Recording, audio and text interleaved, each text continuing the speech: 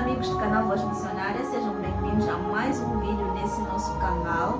Hoje vamos tratar de mais uma curiosidade bíblica que nós encontramos no livro de Gênesis. Antes de mais, vamos fazer a nossa oração para iniciarmos com esse estudo.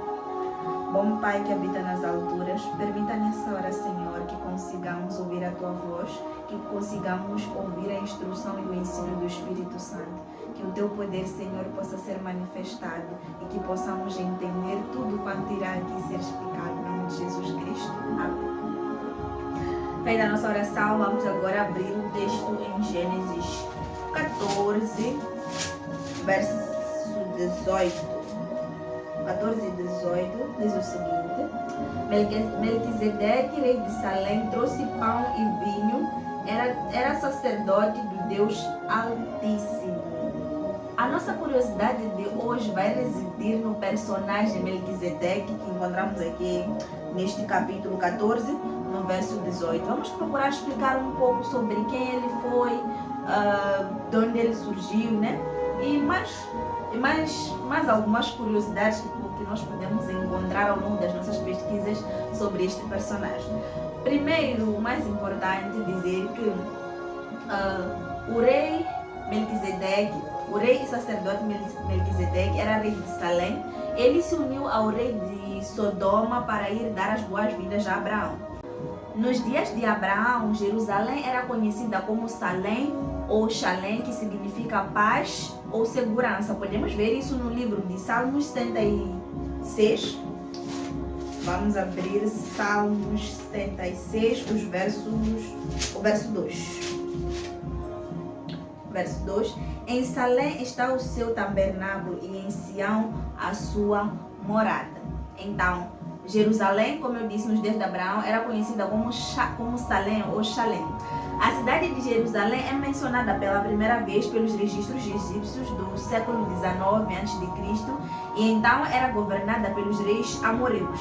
Jerusalém significa cidade de paz e Melquisedeque significa rei de justiça ou meu rei é justo. Como podemos ver em Hebreus 7,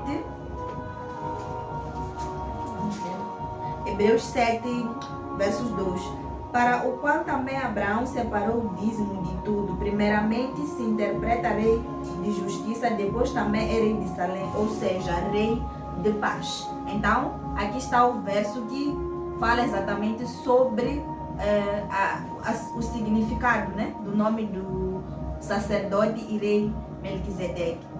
Mas é assim, enquanto o rei de Sodoma ia ao encontro de Abraão para resgatar os seus soldados ou aqueles que haviam sido levados cativos pelos reis contra os quais Abraão foi lutar, o rei Melquisedeque foi abençoar o Abraão. Isso nós podemos ver em Gênesis 14, 21, nós não vamos ler. Os comentaristas bíblicos, eles divergem muito nas explicações sobre quem era o rei e sacerdote Melquisedeque. Mas ao que tudo indica, pelo que as escrituras nos dizem, ele era um rei e a narrativa bíblica não fala muito sobre a genealogia dele, sobre quem ele era, sobre como era o reino dele. Ele basicamente é considerado um personagem misterioso, porque ele aparece e desaparece sem nenhuma explicação. A única menção que há sobre ele é mesmo quando ele foi a Abraão para receber o dízimo que Abraão deu a ele. Entretanto, existe a especulação ou existe a possibilidade que é colocada sobre quem era Melquisedeque, de que ele era Cristo. A maior parte das pessoas considera que Melquisedeque era Cristo, mas isso não é verdade. Melquisedeque não era Cristo, mas ele prefigurava a obra de Cristo. Ou seja, ele era como é que nós chamamos? Uma tipologia de Cristo. É mais ou menos isso que ele era. Podemos abrir Salmos 110, 4.